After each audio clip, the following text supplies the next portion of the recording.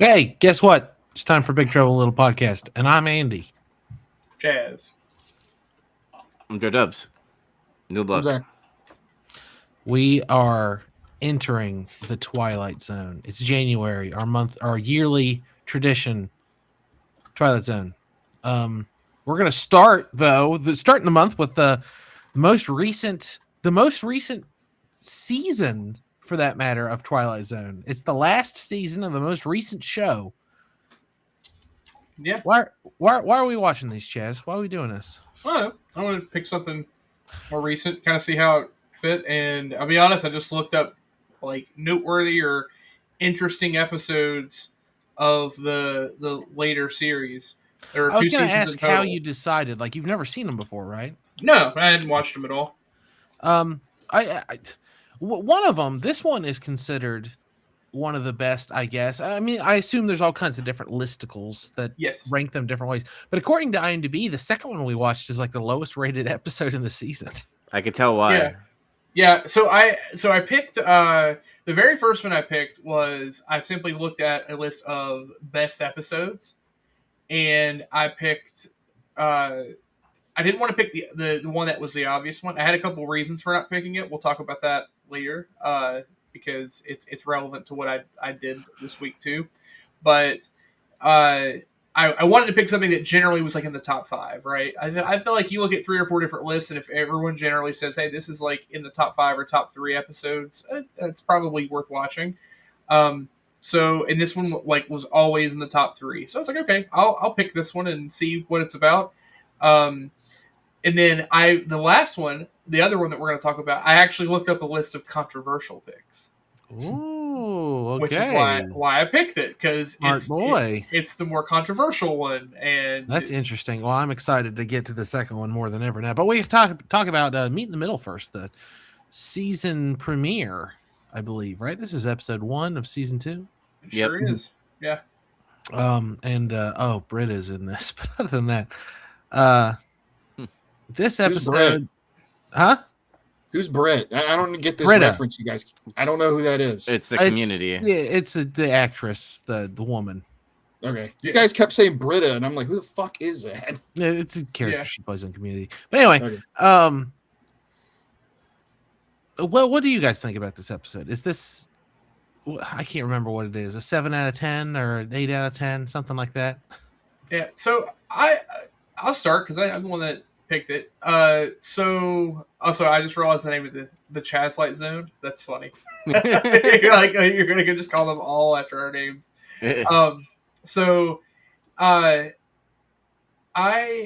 Spoilers. I watched a lot of this series, so I have a lot to kind of compare it to in the other episodes, and honestly, I think it holds up as one of the better episodes I'd watched. I thought it was interesting. They go for something kind of subtle, and they stick to something that's a little mysterious, or just like this. You have this somewhat supernatural occurrence, but there's not really much given to you on why it's happening or what. And it takes us like this weird twist and turn. It gets kind of dark. It also leaves you in this thing where you never know what the twist is going to be, because it's very easily set up that this guy could just be crazy, right? Mm-hmm. So I thought that was interesting. I thought the ending was a little weird. And not that I kind of expected what happened after what happened toward the end. Like, the spoilers for if you didn't watch the episode and you're listening to this podcast, you should probably go back and watch it. So you're spoilers, a madman. Yeah, but if you too late now, I'm going to tell you. So when he goes and he murders the guy, and then he's like all happy and thrilled, and then you immediately hear "Daddy." I was like, "Oh, that's fucked up." And so that hit me a little personally. I'm like, "Oh, that'd be really fucked up if my kid found me dead of some crazy guy killing me." But then you get that twist right at the end.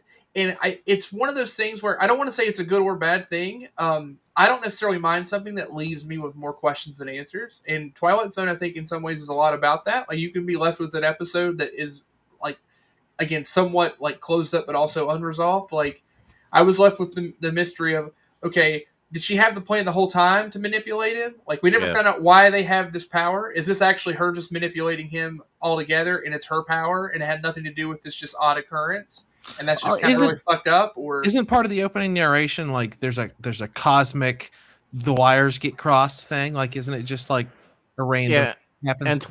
And Twilight Zone never like tells why things happen. Essentially, it's kind of like a what the fuck moment. I think it's like this weird cosmic bullshit happens to them, and she finds a way to use it to her advantage. Right. That's kind of what I took it to be. And again, they give you the whole thing of, is it a chance in like weird cosmic encounter that's unexplained, or like at what point did she decide she was going to use it to her advantage versus not? Because a lot of weird things happen, and when you go back and like in retrospect, she starts to admit that like she's getting closer to him and spending a lot of time with him, then admits that she's married and closes the door, and then gives him a period of time to kind of unravel. And again, as far as we know, she can based on how we understand things, she can hear everything as he's unraveling. Yeah. So then she decides all of a sudden she needs help, and then sets everything up, and this man's tracking me down, and then clearly all that. And so it's at what point did she decide, oh, I'm going to trick this guy into murdering my husband so I can get out of this probably after marriage. He fucking wanked it, and but that's the thing is, I don't know. Like, did she decide at the beginning once she knew that she could talk to him and it was weird, or it? Again, I don't know. I don't know. I would have to probably rewatch the episode again to see if like there's any like manipulating in the voice, or like the part maybe when they were not talking. Remember, because they made the rule like, hey, we're not going to talk to each other. That's the compromise we're going to make. And then maybe she thought then like, hey, I could probably get this guy. And probably when he went to a shrink was probably another reason she could probably get to him in some way. But I like 90% of this episode. I think them playing with the emotions of him like falling in love with this girl, and then like him freaking out, almost having very, and I hate saying this word because it's overused, like very incel behavior in some way, where he's like freaking out, calling her a bitch and shit, and then finds out he's back, and he's like, whoa, you're back. Oh, I missed you so much. Like all that shit never happened of him screaming. Yeah, it wouldn't be as interesting if it was like a really charismatic guy or something like that. Like, it had to be Liam McPoyle that does this. That's exactly what I was thinking. I looked it up. I was like, which McPoyle is he? I'm glad you did that. He's all I can remember is he's the one with the eye patch. Right. Yeah. I think what really annoyed me, because I know in TV, if it would have been poor taste if he was like, I was crazy the whole time. And I think in today's age, people are like, oh, it's mental illness. Don't make writings about that. And then they had to throw in I did this to save me and my daughter. And I was like, it got so fucking lame at the end for me to be a Twilight. It should have been more about mental illness. I wish there would have been a question mark at the end about, wait, is he crazy? Like, I would have preferred that. And it's kind of there anyway. Like, it could be he's imagining that she said that, like it's part of his stupid, but I don't know. It shows her as that part's happening. So I guess that's the show telling us, no, they really could communicate. I mean, there's too much coincidence for it to be that he totally just assaulted someone random, right? Like, I think that's the thing is there's too much. There had to be some link, so like he's not entirely crazy, and then they cement that with the ending, right? There would have had to be like some schizophrenia involved in that, like he had found her on Facebook for some other reason, and then like built this fiction about she's victimized by her husband or something like that. Like it all got built up or something. Like he saw her somewhere at, like she has an Instagram account and he started following it or something like that. Yeah.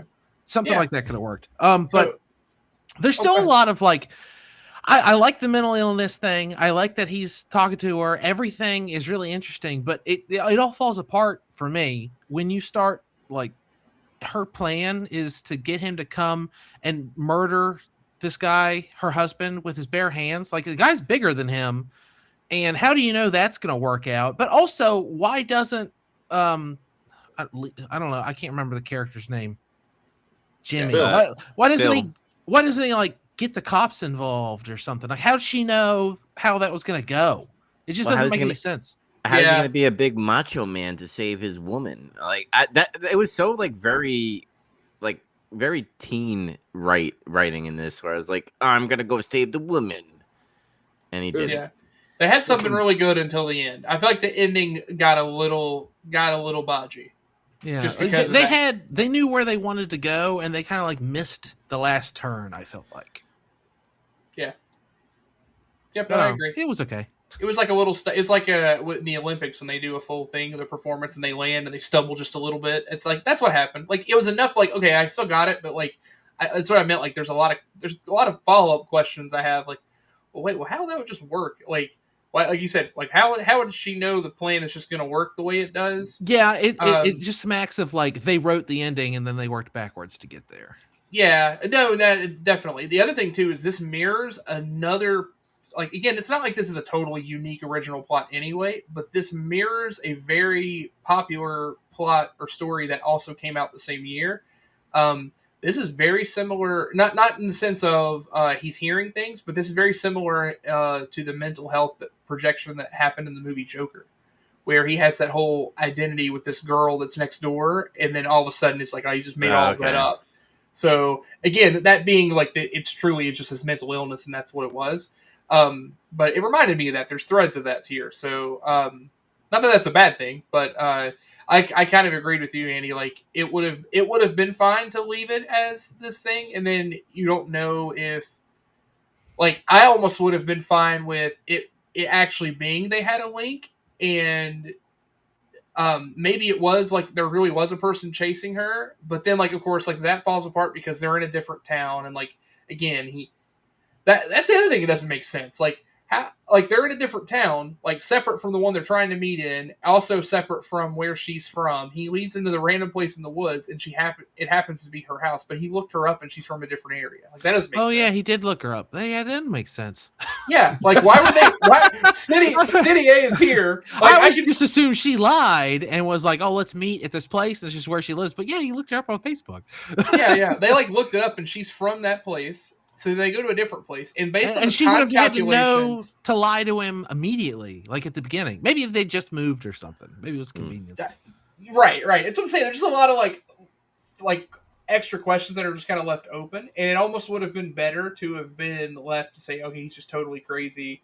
And like, okay, here's the other thing: is from his perspective, how screwed up is it that he's actually trying to meet this person, and if it's real, and then she gets attacked by someone and gets taken out? Like, what if you found out the ending where he kills an innocent person, and it turns out she really did get abducted? Like the whole thing is real; she got abducted. He just went the wrong way. Yeah, part of me kind of thought something like that was going to happen. I thought it was either going to be that, or she was actually getting stalked by like the Men in Black, or like Mulder and Scully, or some shit. I thought it was going to be like, oh, this weird cosmic bullshit happened. We got to shut that down, or something like, I don't know, some government organization. Yeah, people know. Hey, how are you telepaths talking to each other? That type of deal. Real quick, is one of you playing with like a chain or something? Oh, that's me. I'm sorry. Okay. I drink a lot of energy drink. Work was weird today, so I'm a bit jittery. Okay. I'll be honest. Zach, what about you? What's your opinions? Because I want to hear your opinion on this story. It was pretty good until the last 20% of the episode, whatever. And I kind of think it would have been better if they left things more questionable at the end rather than just straight up spoon feeding you. It's like, oh, she tricked him. Yeah. But that's like, modern writers and modern writing. It's like for TV and stuff. It's like you got to have the answer. You can't not leave a question there. I think that's part of why they keep misstepping, bringing back Twilight Zone, is people crave that, and they don't understand that what made it great was the ambiguity. Yeah, in the original, it's just they don't give you a lot of the time. They don't really give you a clear answer. They don't have enough time. 22 minutes. All right, let's get out of here. Yeah. Here's a commercial for cigarettes. Bye. I mean, even when they went to the 45-minute format, though, they still didn't. Yeah, even in season 4. Yeah. I mean, I even would have liked a situation where you get the picture of her. Like we have the one here, her clutching her daughter, and this woman's terrified, and it shows him driving off, and he's laughing about being crazy, and we're just left with that. It's the last image of him, and then like you could get like just the faintest thing of her smiling when it's not appropriate, or like something that shows her name and it proves that her name's the same. You don't even, and again, that's still not even enough to prove it, but just enough for you to be like, oh, wait a second. And that would have been fine, but you gave it too much. That's like the ending of an X-Files episode. Yeah. Because then I wouldn't question it enough. I'd be left with enough lingering thing of, oh, that's kind of neat. And then and now I'm not left with the obvious, oh, it was that. Oh, you got me. Yeah, you just straight up told me. Okay. And then now I've got to think about the follow-up questions of, wait, that plan doesn't make any sense. Can TV also stop showing someone working at a retail store and having a nice fucking apartment, by the way? Like, I was thinking about that too. Like, does he live in where is he supposed to be living? It was a made up town, or was it like real? I think it was made up. Yeah, I thought so. But the way the town looks, it looks like he lives in like New York or Chicago or something. The town is like the fucking Shining hotel in fucking Stanley Kubrick, where the fucking outline of the place doesn't feel right. Like you guys talked about the wooded house and stuff, and the towns just look all fake. But I get it, it's TV, so you have to like make it all. Everything looked very set, like very nice. So that there's actually something to that, and the second season doesn't do quite as much of this, but the first season really tried to hone in on it, which is kind of cool. Or at least I thought it was. It's almost like everything is set in like every story that's told is an anthology within the same world or universe. Like they're effectively all in the same like groups of towns, like when they're doing things. And there's a lot of small references to random products and other things that exist in the other episodes. There's also like other random Easter eggs hiding out that like are very important for like a couple of specific episodes that they do that are kind of interesting. I'll talk more about it later, but I thought it was that. I think that's why the aesthetic is the way it is. Like it's almost got this like aesthetic of it's trying to look like the 50s or 60s, but also be modern.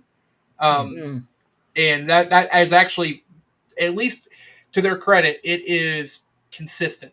Like that's kind of cool. I actually respect that if they did it on purpose for the whole season. Yeah, I get that now. Yeah, that would better explain how come a manager of like a weird grocery store can have like a loft apartment. Yeah, that's because it always. The thing I got one quick thing, Dubs. The thing that stood out to me is all the extras are wearing collared shirts, like they have collars, and I was like, no, people don't dress like that in real life. But now knowing that, I said, oh, okay, this makes a lot more sense now. Yeah, I don't know why that stood out to me. It's like everyone was like dressed up. Everyone was going to a job interview in the background. Another thing that bothered me about him being in an apartment and shit, he's going on multiple fucking dinner dates that cost him $200. That's true. That shit's expensive. He's like, this is Anthony Bourdain's fucking restaurant. Like, fuck you. We're going off the cost of living of the 1950s, brother. Back when you could do that. Where you can fucking buy a house for fucking $10 and a jar of pickles. Yeah. I'd like 4 steak dinners, please. What do you mean it's $1.25? Yeah, don't worry. It's consistently off throughout the series, and I think that's real. Like it's definitely like intentional. Okay, so that makes me kind of want to watch both seasons. Yeah, I've always kind of wanted to watch all of them. Something else I was thinking about from last year, because we watched stuff from season 1 last year, and I remember having a bit of a gripe, and it's completely gone now. I wish there was more seasons, because I feel like Jordan Peele got really good as the narrator in season 2 for some reason. Oh, yeah, he was more amusing here. Yeah, in season 1, it seemed like very utilitarian, and like he was trying to do a Rod Serling impression or something. But in season 2, in both the episodes we watched, I was like, he seems way more in this role. He's doing a really good job. One of my favorite parts is at the end of the next episode we watch, where he picks up the coin and puts it in his coat before he gives the outro. That's I loved that. That's really cool. Yeah. My final thing on this is I really did like how they messed with my emotions, because I got into it a little bit. I was like, it's gonna sound gay, but like it's very rom-com to me. Like I was like, oh shit, You know. You want to see him succeed? Yeah. He's this poor, maidenless loser, right? Yeah, He's found the perfect woman. He can finally delete Bumble. Well, they even reference like that movie. Oh, you got mail. This is like You Got Mail. We better not mess this up. That's right. Yeah. Yeah. No, it's exactly that. And I think that's what's nice about it is because they subvert expectations because you're waiting for something bad to happen anyway. So then they give you that little crisis, and then it's like, oh, he's crazy. Oh, wait, he's not crazy. But they stumbled the landing just a little. Like there's a way to clean that up to just like small things, right? And then it wouldn't have been that way. But like you said, it's definitely one of those deals where the ending was written first, and we just built around it. And they didn't have enough pearls to string that necklace together, you know? Yeah, they did do a good job of, I was like, this is the Twilight Zone. What's the twist going to be? Like part of you can't resist doing that. And at the beginning, it's like, it's going to be like an old lady, or it's going to be like a 6-year-old, or it's going to be a dog or something stupid. And no, it wasn't that at all.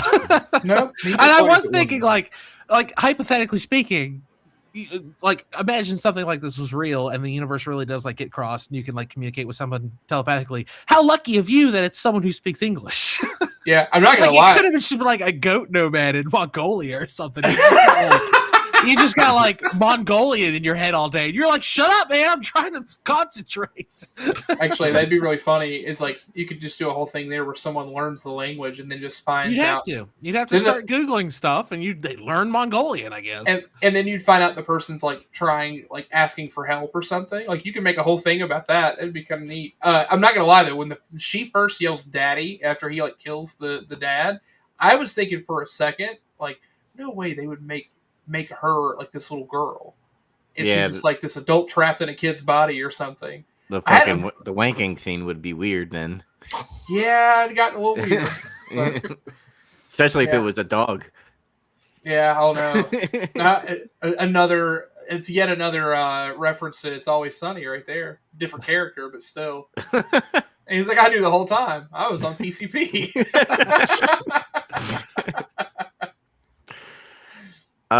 So what do you guys recommend this episode? I liked it pretty well. Sure. Yeah, I recommend it. I'm just going to spoil. We're going to talk about the next episode, and I know we're going to feel different maybe about it or have some mixed opinions, but I actually recommend both seasons wholly. I watched every episode. I recommend all of them. She settled down. Yeah, I know. I had reasons. But all right. Talk about Ovation. Oh man. So apparently, according to IMDb reviewers, this episode sucks. Yeah, that was kind of the gist of it, and I know this episode's a little more annoying than anything.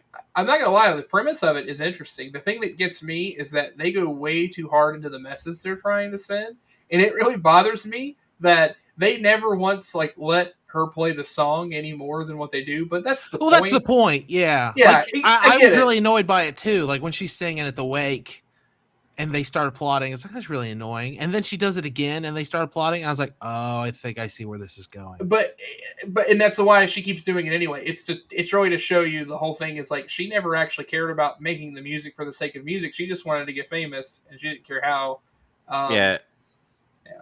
I checked out literally when the guy was on the operating table clapping his hands. I laughed. I did too. I thought that was really great. funny. I was like, oh, that's pretty cool. I like that. Yeah, I thought that was really funny. Yeah, I wasn't expecting that, and I thought it was pretty funny. I laughed, but at the same time, it's like, would this be like? Do you think Rod Serling and them would have done that at all? No. Yeah. It would have been done like this. I don't think they would have done most of this stuff. Yeah. Like this more than the other series, and of course we haven't watched one of them yet. We've watched Twilight Zones from 3 different of the 4 iterations, and the other one did this thing where it just tried to be Twilight Zone, like out of time. And then I feel like this one's doing a good job of doing what Twilight Zone did in the 60s, but in the 2010s. Yeah. Mm-hmm. So I really don't think they would have written that, but I think Twilight Zone writers in 2019 would, for better or worse. Yeah, like my big thing with this is just how on the nose it is about the fame thing. It's too much. Yeah, it's we like, talked about that in the last one too. Like, there's no ambiguity. There's no like fun sci-fi question marks. Yeah. And to be fair, that's like a lot of the if you find general opinions that people have about the series, it's that the ideas are there, and a lot of times you can get themes that are good, and there's some nods to what would be done in past iterations of Twilight Zone, and like I think you kind of nailed it. Like it is trying to take the spirit of what Twilight Zone would be, but moving it to a modern lens, and that's really the best way to do it. You can't just recreate the same thing, but the issue is that overall the writing is just not there. Like the writers just kind of suck in how they string things all together. Like this is a pretty ham-fisted episode in terms of what it does, and it's not even terrible. Like, but it's just it's a little too much. I'll go ahead and show my hand a little bit on this one. I actually really like this one. I think I might like this one better than the other one. Really? Okay. But it's written so obnoxiously. Yes. Because it's like you figure it out immediately. Like as soon as she has the coin and she plays a song, you figured out the whole thing. But they still belabor the point for like 20 more goddamn minutes, where she keeps trying to like play the song, or she goes on this Ovation TV show, and it's like I get it. I get it. The coin's like making her famous. It's like this weird thing throughout history. Like I kind of wanted to know the history. I kind of wanted to read it out a little bit and learn about the history of the coin a little bit. And I thought that was pretty interesting. But that's like, if it hadn't been for that, I would have been all about this episode, because I think the premise is really interesting. I like that a lot. I like the idea of there being like some demagogue kind of like cultural icon, but their popularity is predicated solely on a feeling. Like it's like it feels like that when you're looking at culture, something like you look at like Instagram influencers or some pop starlets or musicians or something, and there's always part of your brain that's like, I don't know why this is popular. There's got to be something that I don't understand, and you want to like impart something like this onto it. Oh, hold on, I got you. I know exactly what that means. 6'7". Oh God. Yeah, kind of. Yeah. Go eat a Milky Way. Upside down, so the veins can touch your tongue. Yeah. Okay. Apparently, by the way, if you want to catch on and be up with where the kids are, I'm jumping ahead of the kids. So the kids have been doing the 6'7" thing for a bit, right? Apparently, 8'9" is now a thing where people go 8'9" like sideways. So now I'm just gonna do 10. I'm just gonna put my hands up and yell 10 when someone does it. I'm just gonna be ahead of them. Exactly 10. And they're like fucking old man trying to be cool. Yeah. But I did like this premise, and I really got in the middle. I was so frustratedly bored. I was like, I get it. And then I also got really pissed off at the end, because like she's getting these magazines and she sees there's a new famous person named Minx, and she's pissed off. And like, I thought it was super obvious it was her sister. Like I thought she knew it was her sister, because you never see her throw the coin. I was like, she kept it. Like in that scene, I was like, oh, she kept it. She kept the coin. Duh. Yeah, it was obvious. I'm not stupid. I know that she kept the coin. And then I thought that she was going to discover what we already knew. And when she stabs her, she's like, oh, it's my sister. I was like, who did you fucking think it was? Like, she, I don't understand. Was she just stabbing someone that she thought was just arbitrarily famous? Yeah, I didn't get that. I didn't get that at all from that, actually, because they played the sound of the coin hitting the water and everything. You heard that. Like, it's like, okay, and then she has the coin. Then it's maybe like, she went after it. Probably. Yeah, it's like, oh, so she dove in the fucking river, waited for her sister to leave and get it? Like, maybe. I mean, I don't like. I the whole time I just assumed, oh, it's her sister. That's the most interesting thing that could happen to it. But then I don't understand why she wanted to kill this person. I didn't. So I didn't pick up on that until she's isolated enough, and they show that there's a new person that's famous, and I was like, I wonder if her sister like threw a different coin, because like you said, like they gave you enough cues that a coin was thrown or something was thrown to make you think it was a coin. So I kind of had the same thought and was like, oh yeah, I wonder if something else happened. I don't know. It was I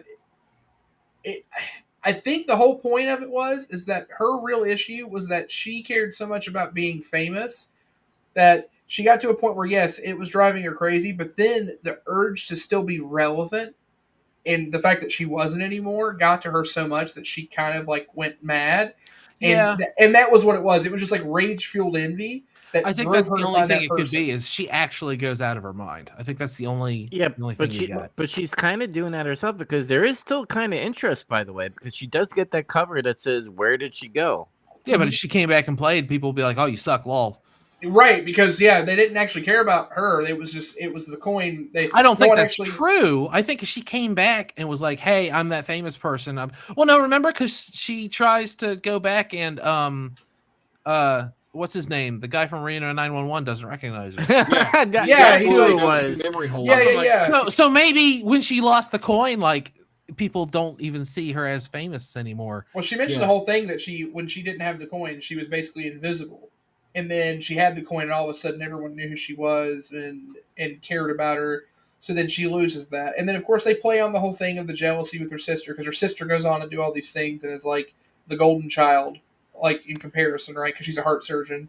Yeah. And so they play with that a little bit. Like they give you enough, and I didn't feel like it was like that portion of it. I think they actually did pretty well because again they could have laid things on a little bit thicker, but they didn't. But the ending is, like you had said, it's like, oh, she didn't realize, and it's like, well, that doesn't make sense. You've been unraveling in that cabin for like weeks without anyone knowing it's you. Like, no one's contacted you, no one's reached out to you. Like, isn't it kind of weird that your sister who suggested you go there didn't reach out to you? And don't you invest in money? I mean, she's able to buy a cabin, right? That's her old family-owned cabin. That was the whole story is like that's like where she learned to play music with her mom. I have a lake house. My family owns it. My family owns a farmhouse, a lake house, a cabin, a fucking something somewhere. Okay, whatever, man. Yeah, sure. That's what the plot required. I get it. I just always hated that literally. Yeah, has anybody ever known anybody to own a lake house, a cabin? No. I grew up white trash. I don't know anyone. Doesn't your family have a beach house or some shit? No, I don't. No, not you. Well, there you go. I mean, like Suzanne's parents have a condo, but like, I don't go there. Oh, they live there though. They don't also have another property. No, actually, they do. They live in a different house, and they have a condo. Oh well, never mind. Yeah, you know one too. Yeah, I know. Fucking white people. It's us. White people, man. This episode though, I think I would have liked it if her sister wasn't like in almost every other scene talking to her, because I would rather have her in like the background just being like. Well, you got to have her talk to someone. You got to know how she's feeling. I guess. Yeah. But I know it's annoying, but it's not a book. It's a movie, or it's a TV show, is what I mean to say. So you can't just have a bunch of scenes where she's silently doing stuff. She has to tell someone, what's on her mind, how she's feeling, what's happening, stuff like that. That kind of makes sense because the last episode, like half of the episode was him like thinking in his head of what he's talking about with a voiceover. And then eventually they were like, fuck it. I could talk and you can still listen to me, which I thought was a little okay, I guess. I don't know. I saw the twist a mile away, in my opinion. And it annoyed me because I was like, oh, the sister's involved too much. Then they're going to do the coin thing. She was going to throw the coin. Somehow she's going to retrieve it. We get a close-up of an eye of Maya, whatever her name was, her celebrity name was, Minx or whatever.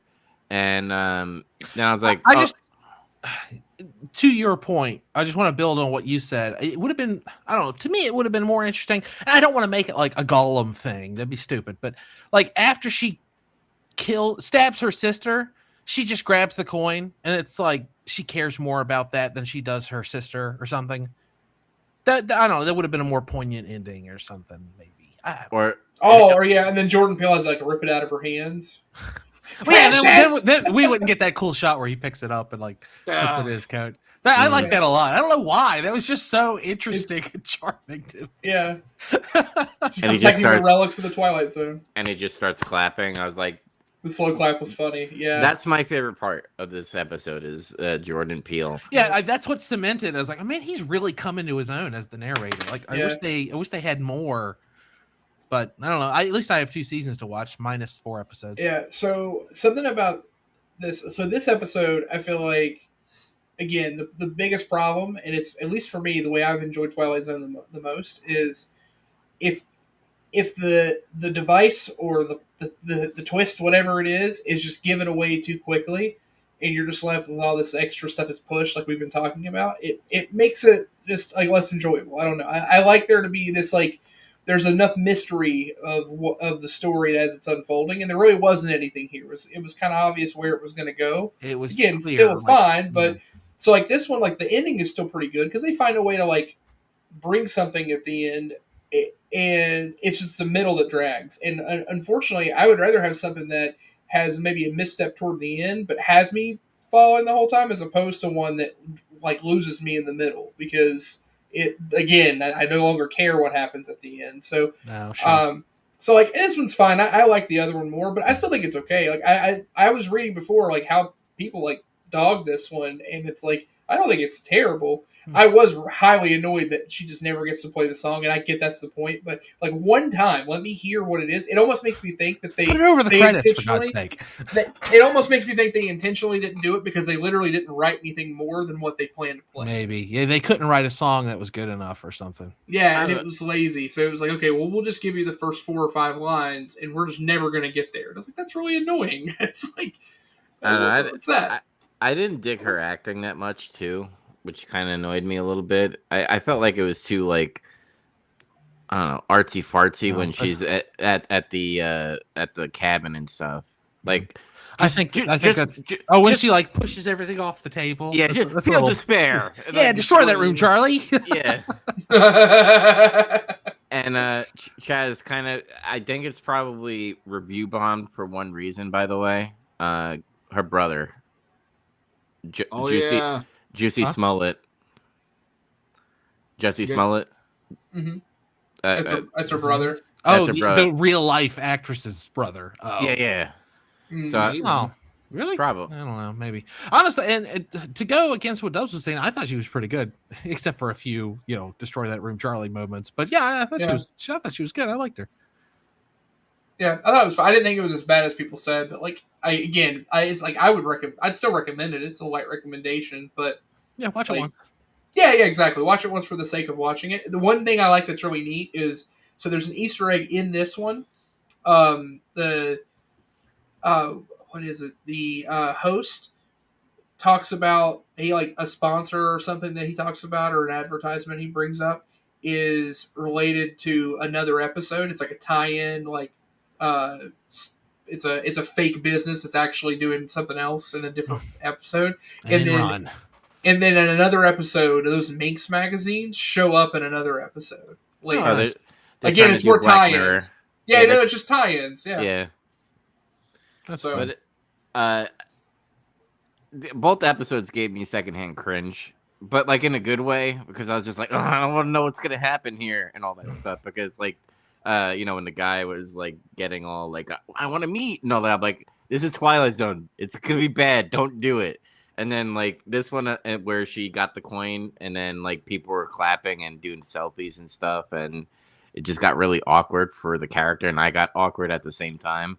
So good job on those two fronts of making me like cringe in a way, but like in a good way, not in a bad way. I mean, I feel like I've watched enough Twilight Zone now. Like my opinion of the series and the spirit of it is like there are some pretty like dumb and stupid Twilight Zone episodes too. Like they do sometimes they take a swing and they do not hit, they strike out.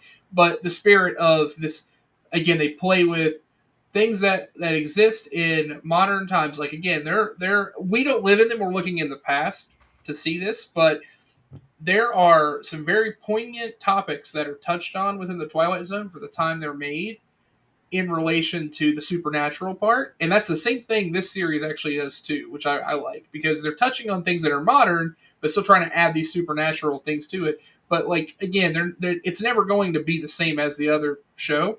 But I don't know. I think it's easier to appreciate the other one more because we're looking back fondly. But it doesn't mean that everything that's made now too is like, oh, you have to defend it because it can't step up. Like, I mean, they can make bad shows. There's definitely bad writing at some points. But yeah, I think I think it's definitely worth watching, and it's kind of what led me to kind of go off the deep end. And I ended up watching both seasons, so I have more to say about those. But where do these episodes rank in the best episodes in the series? For me personally, this one is it. Unfortunately, I would say it's on the lower end. Well, you said you liked the other one better. Where's that rank? That one, it is one of the better episodes. I would say. Let's see, because there's 20 episodes, I think. It's definitely somewhere safely, I would say somewhere between 5 and 7. It might be higher than that, but minimum it's 7 or higher. All right. So next episode is going to be my picks. I chose Night Call, which is season 5, episode 19. I chose Long Distance Call, which is season 2, episode 22. And the Jeopardy Room, season 5, episode 29. They all involve a phone. Oh, phones. Yes. Cool. I don't know what. Let me just give me my opinion about this episode. Oh, sorry. No, we don't care. You're just gonna over me. You're gonna say you hate it. Zach, you're kind of right about that. I didn't like this one. But it was mostly just because of how just goddamn ham-fisted it was. It was just too much. That aspect about modern writing bothered me too much about it. It needs more subtlety. The other thing was I noticed this has the same kind of structure and ending, sort of, as the previous episode, where it's like somebody gets some kind of idea in their mind about something, it gets twisted, and then it turns out like they murdered somebody and they ruined everything. And I'm like, this is the same kind of ending as the previous episode. Like, what the fuck is this? Oh, yeah, the other one that we watched, yeah. Yeah, and it turns out it's because it's written by the same people. So it's like, I don't know. It's like they get a good idea for like an episode, and then they don't know how to end it, and then they're like, they got fucked up in their head and they murdered somebody.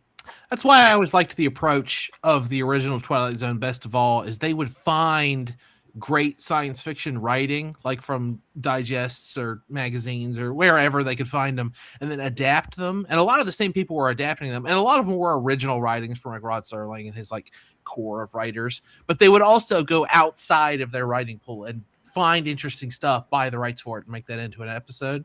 I always thought that was a good way to have a really good anthology series. Yeah, because I was kind of looking into this a little bit, like after I figured this out. I was like, okay, they've written, it's a pair that's written a couple episodes. This one's actually written by 3 people. The other one wasn't.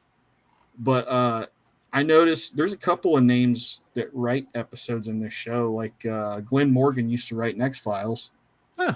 So some of his episodes might be pretty good. I recognize a couple other names here. Jordan Peele only wrote like 2.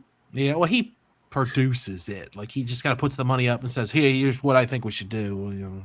Mm-hmm. So I guess kind of misleading though, because it's like, this is Jordan Peele's Twilight Zone. It's not like Rod Serling's Twilight Zone, you know. Right. Where Rod Serling didn't write every episode, so he didn't, but he wrote a majority of them. That's the thing. He wrote a bunch. Yeah, like he's got the lion's share of like most of the episodes. Like, in fact, he wrote most of the episodes up until season 3 was over.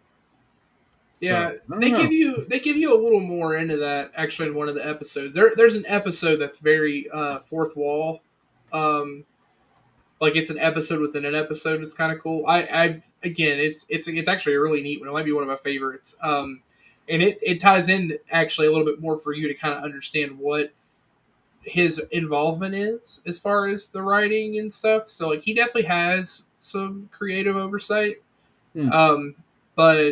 But yeah, ultimately he's not the one, like, again, he's not creating every episode, right? Other people are writing them first, and then they're kind of taking that and using creative direction to make sure it fits within the framework they want to envision. Yeah. But you can only do so much with that, right? Like, again, you get all these, I kind of think of it like you use pearls, right? Like you're trying to string beads along, and like you have those as like your larger themes, or like what you want it to end, or how you want the premise to start.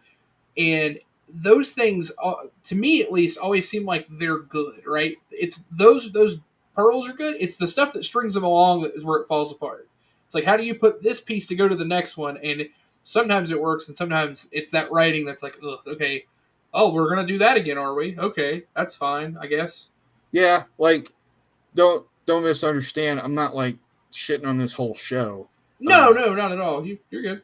Yeah, it's like because like I like the well. I don't remember what the other previous episode was we watched of this because we watched 2 right last It time. was we like did the- this, One of them was Nightmare at 20,000 feet. Yeah. which was pretty good. But I it's think like a that's- remake. I remember we all liked that one. Yeah. I think that's the only one we watched, wasn't it? I thought we watched 2. Maybe I was wrong about that. No, because when I went back and watched, that's the only one that. we watched. Did we watch the original and then? Yeah. the new one? I think That's what what we it did. was. Oh. Yeah, we okay. watched the original and then we watched that one. So it's the only one of that we watched. But remember, we liked it, but the ending was kind of wild. Remember? Well, Like, yeah. it ends like totally different than the other one. podcast and I liked everything. that a lot. Yeah, and it was pretty dark. It was pretty cool. It was your favorite podcast guy on the podcast. That's remember? right. Yeah. But Man, yeah, I'm open to like watching more of this. It's just Oh like, yeah, me too. yeah, this one episode I just didn't really like it that much, and now I see like who's writing it. I'm like, oh, okay, it's these 2 people. So And- we'll see. And to feed off of your thing, Zach, about like Rod Serling's Twilight Zone versus like Jordan Peele's, like, you know, not putting his name out there, Rod Serling. Yeah. But I think because of Jordan Peele's like movie presence during this time, Yeah, slapping he did. his name on Twilight Zone was probably the marketing tool for that. No doubt it was. That. It's smart. I mean, I get it because it's like, Yeah. okay, we want to make a new Twilight Zone. Who should we get to host it? Yeah. Jordan Peele, I guess. Viva la Bam. Jimmy there you Fallon's Twilight Zone. Jesus Christ. No. Just happy to be here, guys. Oh. go. The guy in the episode reminded me of Jimmy Fallon a little bit, though. Yeah. Yeah. I'm not saying my episodes again. It's too long. Just go Sorry. rewind. Yeah. There was like dead silence and nobody jumped in. I'm like, I guess we're going forward. I didn't want to just interject like an asshole. That's what Yeah. you got to do. That's how we do it. Yeah, Yeah. this is literally 4 assholes talking and critiquing things like assholes. You got to jump in, dude. Yeah. All right, I'll remember this from now on. Oh no, we created a monster. It's like that Telltale series fucking thing. Zach will remember this in the top right hand corner. No, yeah, you gave me an inch. Get ready. Nemesis. All right. Silent Stinger time.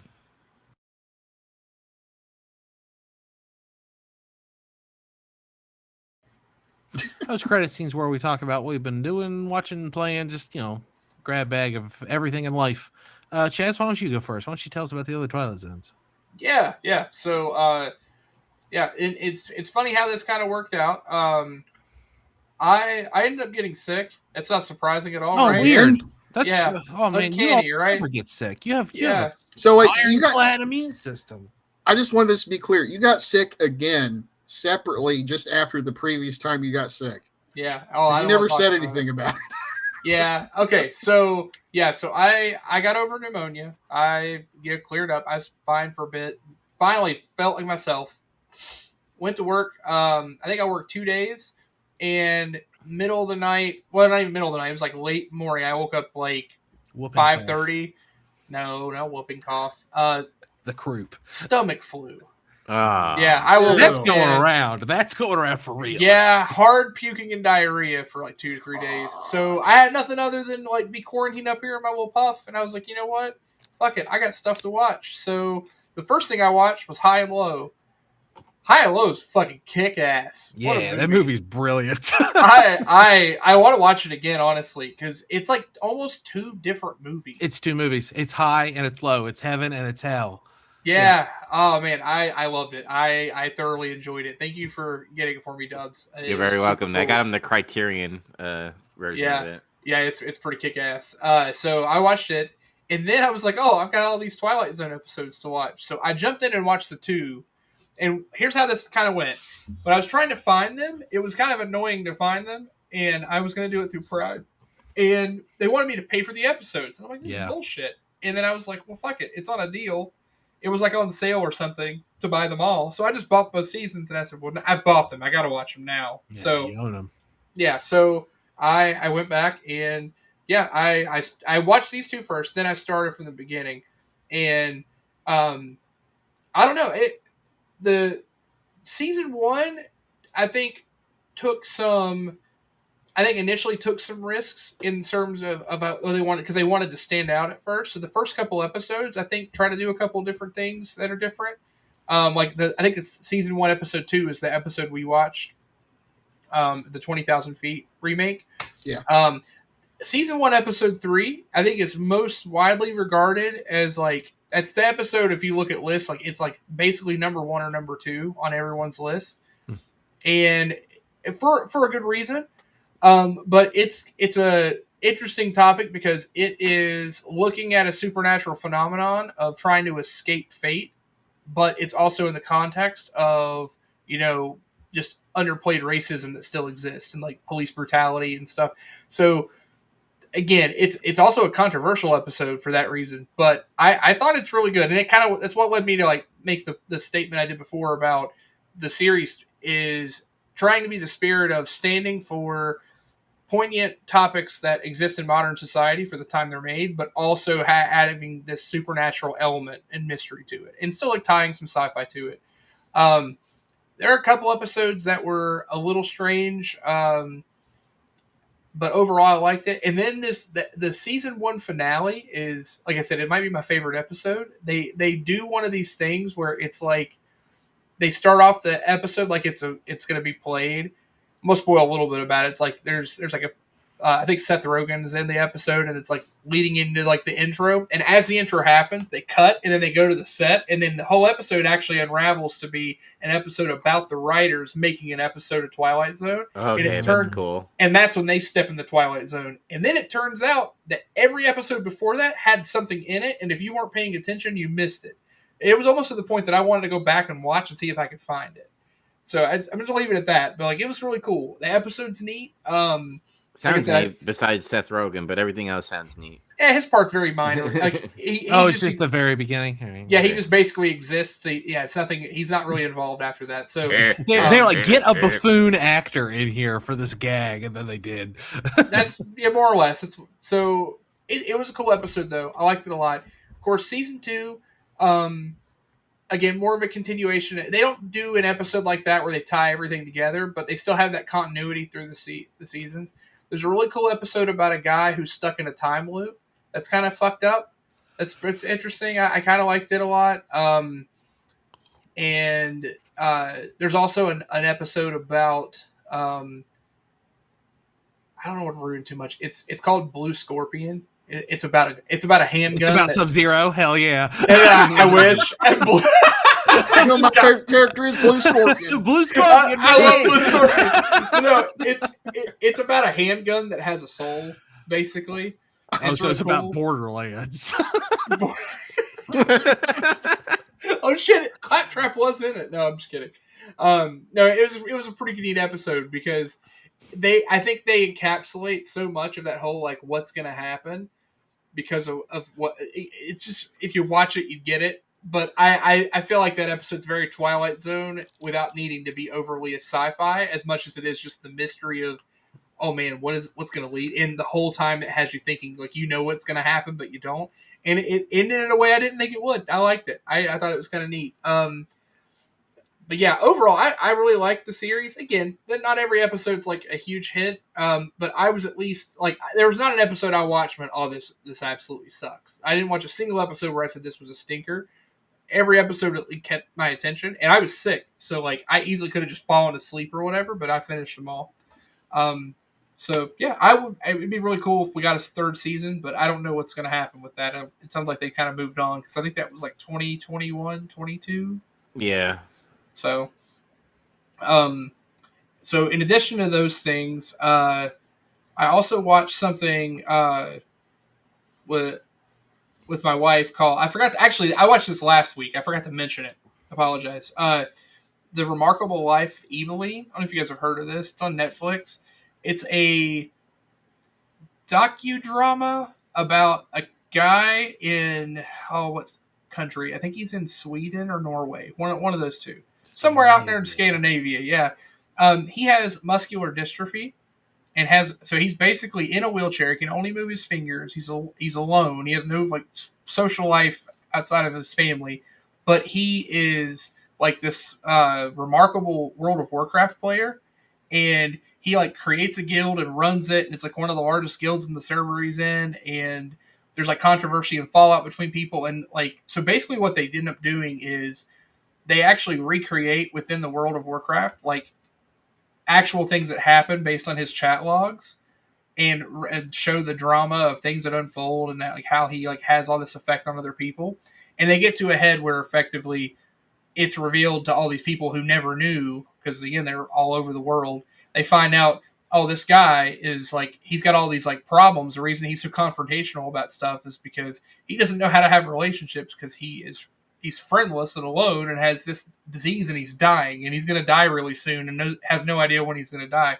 It's a really cool premise, and it's based on a true story. Like they actually interview all the people too, because he passed away I think early last year.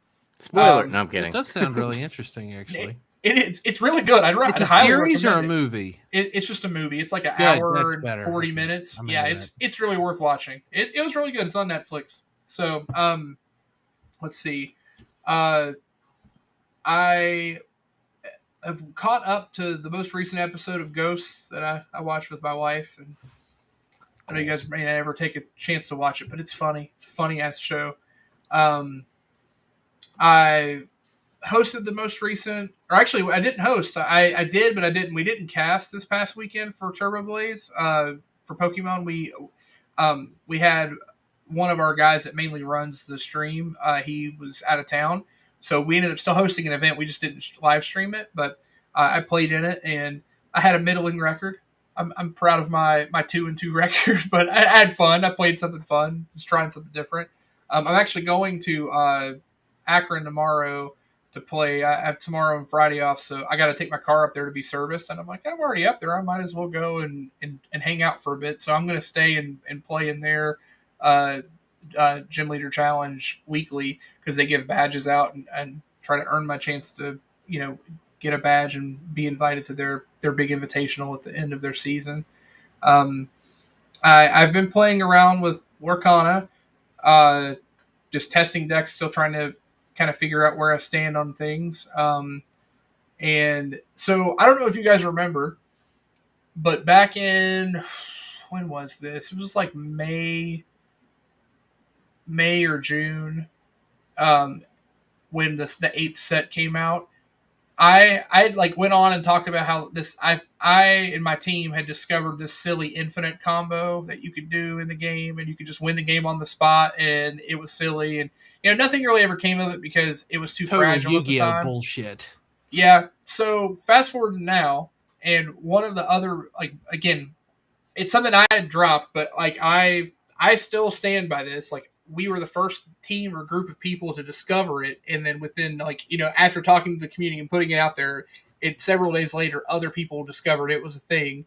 It didn't lead to anything, but fast forward to now, a high-profile player actually took a newer version of that deck, like that idea, because new cards have come out to make it more viable, and actually won the most recent 25K event and qualified for nationals with it. Which I think is hilarious, but also a little marker for myself. I feel pretty proud. I was like, hey, this little thing I discovered, it's finally done something. I've been testing with it too. It's really good. Do they name it after you? Oh, no, not at all. No credit given to me. That's fine. And I'm okay with that. It's more like you just see your kid go off and they do things and they make you proud. I don't know. But I'm also excited that a combo deck exists in the game, because it's just kind of funny to go, oops, I win. And it's not like in a dumb way, or it's dumb, but in a hilarious way. Like, you don't just play two cards and they interact with each other and do something stupid. I don't know. In Magic, there's a combo where you put this enchantment on a card and then you can tap it to make a copy of itself. But that copy comes into play unless you untap the original. So basically, you can make infinite copies of these creatures and just win the game on the spot. And that doesn't involve any other nuance, right? Now, this one lets you draw your entire deck and throw it into your discard pile, and then you pick a song to sing, and you sing a song, and it targets the song in your discard pile and lets you play it for free if it's the top card of your deck. And your deck doesn't exist anymore, so it's going to be the top card, and you infinite loop it and just win the game. What do you mean you sing?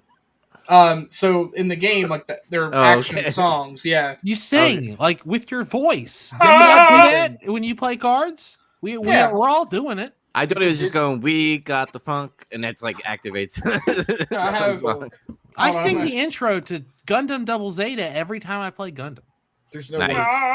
It's a I Disney know that's card game, though. horrible. You gotta sing. It's Circle of Life. So this is part of the combo. Yeah, and let me find the other song. The actual song you have to sing. Come on, I know it's in here. It's called "We Know the Way," which is hilarious. It's "Do You Know the Way?" Do you know the way? But I do know it. it's from Moana. But like that's the song that lets you loop, and the thing that lets you win is the chicken from Robin Hood, Alan Adale. Whenever a song is sung or played, you gain a lore, and you sing that song infinitely. So you just God gain damn it! That song's gonna be stuck in my head forever now. Sing infinitely. The song from Robin like you Hood. said. You're welcome. Not a Nottingham. You could blame me because I said, "What do you mean by singing?" And he Yeah, just It's his fault. Yeah. Oh, goodness. Okay. Let's see. What other things did we do? We'll save the one for last because it ties into stuff I did with you guys. I played Metroid Prime 4. I'm like 2 hours in. I don't know what that really means percentage wise. Like, Did I you was meet told- this annoying person who ruins the game? Apparently, no. Did you go into the sand with no music because you need an amiibo? No. Is it an 8 out of 10? Therefore, bad. Terrible. Yeah. Yeah. I mean, I've had fun. It plays like a Metroid Prime game, which I love, and That's what I like to hear. It's visually stunning. Like, I mean, again, don't get me wrong. Like, the Super Metroid is just an all-timer. Metroid Dread is like, as far as like the most recent ones, all-timer. What are the ones on GBA? Fusion, Zero Mission. Like, again, amazing games. Prime's the first game that I ever played. So, like, which is, like, again, weird perspective. And going back, especially as much as I love Metroidvanias, I love the other games too. But Prime's, like, different. It's like, again, you get to play it from a different point of view. I love the original Prime. I just recently played through it not too long ago, a couple months ago. And it's amazing. 2 and 3 are still really good too, but the first one was always my favorite. But, like, this game is, so far it's good. Like, there's not anything, like, mind-blowing about it. Like, it's, again, I'm still early in the story. And yeah, there's like some engineer that's like helping you. Like you find him and he's helping you later, but he's not.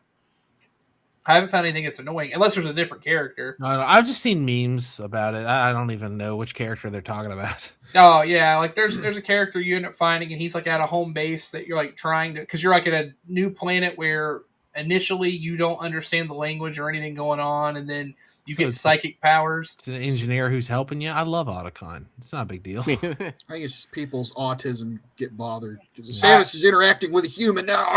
Oh, she's mine though. Yeah, no, that's what it really is. Like, tell us what's really wrong with it. It's you're still upset she's a woman, isn't it? Yeah, like it's like yeah. I just think it like after a while maybe you would want that mixed up a little bit. I mean, there's been another game where she interacts with more characters, like Fusion, actually. And Other M. Oh, that one sucks, though. Yeah, well, see, it's like they did try to change it up once, but they did a really bad job. So, well, they can't all be zingers. Yeah, that's true. I think it'd be cool to like try to expand storytelling a little bit. Yeah, I'm down for that. Yeah, and try something a little different. The intro is really funny though, because they do the typical thing. They any of the Metroids I remember, they do the same thing. Galaxy's a Piece. Like, no, not at all. Like you No. start in this like mission, like you have a straightforward objective, and all hell breaks loose at wherever you're at, like trying to fix that, and then you get transported or something happens, or you end up like having to escape, but then you land on a planet. And like everything gets systems offline, so all the power ups you had at the beginning, like you lose.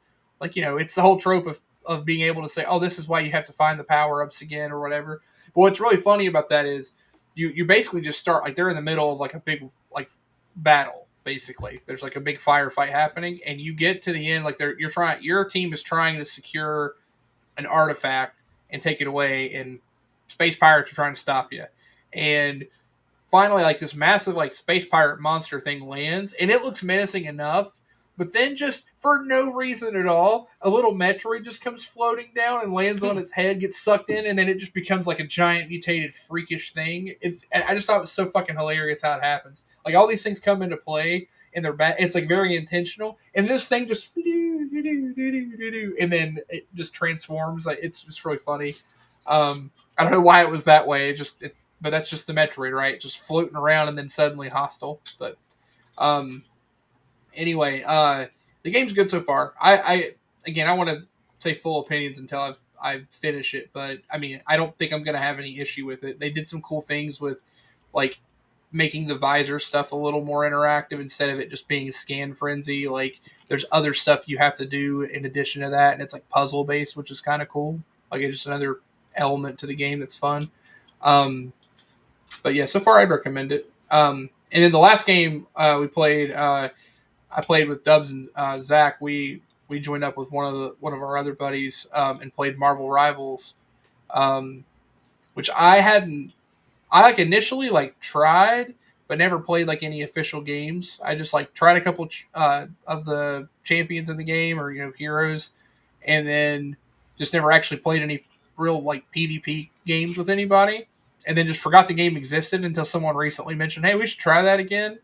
And yeah, like, I don't know about you guys. I had a blast the other night. Like we were, we were having good waves of like, we were kicking the shit out of people. And then we were getting our shit kicked in. And like, I've still, one of the funniest things I've heard in a while was talking about the chocolate vein in a Milky Way bar and how weirdos like to put that on their tongue upside down. So Zach had to leave because it was too much got for him. scared away. He's a homophobe. He's like, I gotta go find a Milky Way right now. Dude, we would crack it up for like a good, I want to say hour. We were like cracking up about Milky Ways to the point where I went to a Wawa and like saw a Milky Way and I got disgusted and I got a 3 Musketeer bar because there's less veins in that. You just gotta eat it the right way. I took it so far too. I went to the Dollar General today next to work, and someone asked for a candy bar, and I already knew what I was going to get, and it wasn't going to be this way, so it's whatever. I got my old man chocolate, my Fifth Avenue bar, and then, but they wanted whatever, and I was like, I'm going to get them a Milky Way, and I picked one up, and I went to hand it to the guy, and so hold on, I got to get another one. He's like, what's wrong with that one? And I told him after I like rubbed my thumb, I was like, it's not veiny enough. And he was like, what?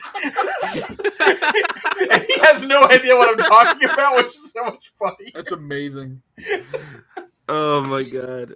Yeah. And then he's like, why does that matter? And it's like, it's not for me. And then now he's got more questions. I like ruined that guy's day. This is for somebody else. Yeah. But yeah, it was funny though, because in the beginning, Chaz was like, "I'm sorry, man. We're losing. We're just like, hey, just be a shooty guy." And he went shooty guy. What'd you go, Punisher? Yeah, just pick Punisher, which is like the default like soldier. You went 40-0 in one map, and I went 32-0 with Squirrel Girl. Yeah, I went from like legit like feeding the other team and it being a problem to like just. I don't know what happened that one game. I locked the fuck in. I like the caffeine hit right or something. The bean kicked in, and I was just mowing people down. It was beautiful. Mm-hmm. I enjoyed it. I was also really enjoying the tanks too. I was getting the hang of Venom. I was having fun with that. And I was also I thought I would like playing the other supports a little better. And I still want to try to learn Gambit because his kit seems really cool. But I really enjoyed Jeff the Shark. Yeah. He's just fun to play. I don't know. The ult's really funny. You got the little bubbles where you heal people. I don't know. He's just a silly character, but he does some more serious work. His costumes are funny. He has business casual, Jeff the Shark, and all that stuff, and vacation Shark.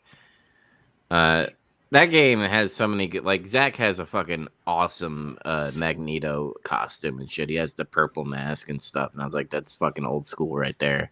That's pretty cool. Yeah, me, I'm Squirrel Girl because it reminds me of the Junkrat from Overwatch. So, so I'm just like launching my nuts at people.